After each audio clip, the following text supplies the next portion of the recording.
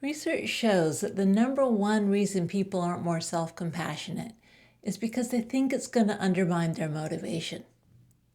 We really think we need to be mean to ourselves, harsh with ourselves, in order to get ourselves moving. Well, the research also shows that in fact, self-compassion is a more effective motivator than harsh self-criticism. So what happens when we use self-criticism as a motivator is we're using fear as a prompt, like you better do better, better get it done, or else. But that or else, that fear of self-criticism actually creates a lot of anxiety. And that anxiety makes it hard to perform at our best. It can also create a fear of failure, undermine our self-confidence, and cause us just to want to give up.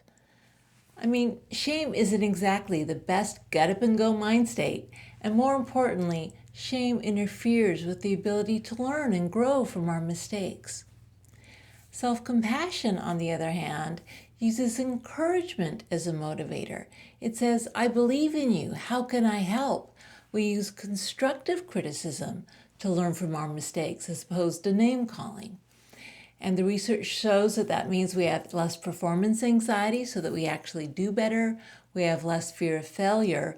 And really importantly, it creates a learning orientation, which means instead of worrying so much about what that says about me, this failure or this achievement, I'm really interested in how I can learn, grow, and reach my full potential.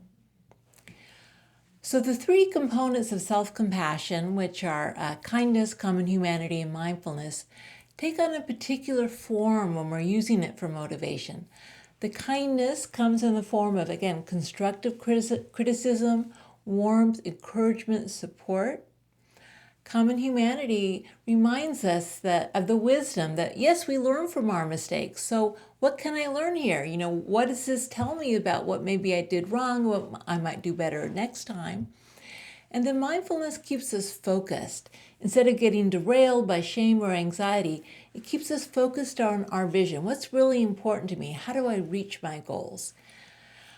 So I've created a practice called the Motivating Self-Compassion Break, which calls in these three components of encouraging wise vision when you're trying to reach a goal. So I hope you try it out and you'll see that it's actually a lot more effective than the old name-calling approach. Thanks.